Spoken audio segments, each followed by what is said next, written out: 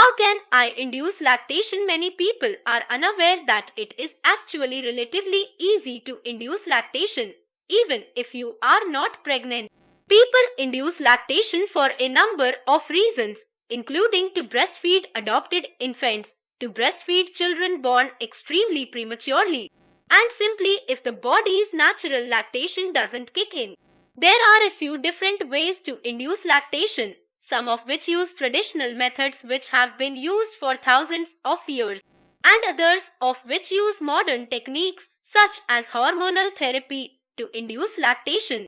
Both have their pros and cons, and deciding which method to induce lactation by is something only the new mother can decide.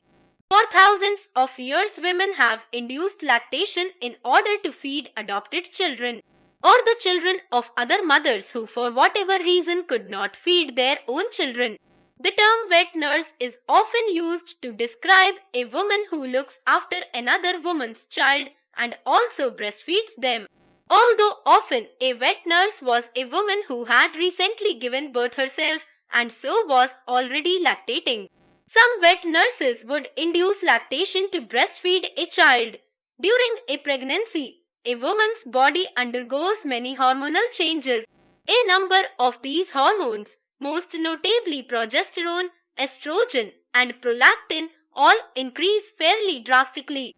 One result of this hormonal increase is the swelling of the breasts and an increase in the actual size of the breast's ducts.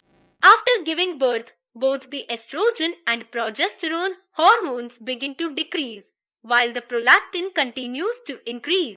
This new imbalance causes natural lactation.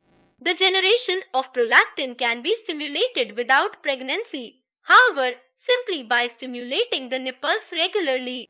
The most common way to induce lactation traditionally was simply to allow an infant to nurse. Although milk would not initially be generated, over time lactation will begin.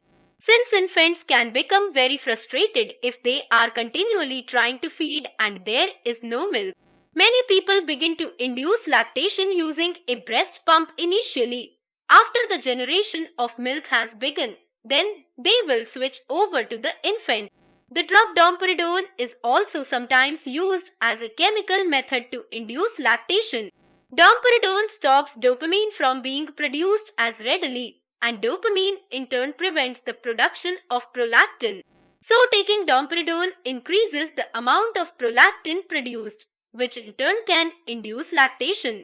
Some people undergo an even more intense chemical process by strategically using birth control pills to fool the body into thinking it is pregnant. Although this may be effective, there is the very real danger of side effects, and a doctor should be consulted before attempting anything using pharmaceuticals to try to induce lactation. Some herbs are also recommended to help increase the volume and flow of milk. Blessed thistle, fenugreek, and red raspberry leaf are all thought to help with milk production, although no extensive trials have been done to prove this clinically. At its most basic, the principle of inducing lactation is simple. If there is a demand for milk, milk will be supplied.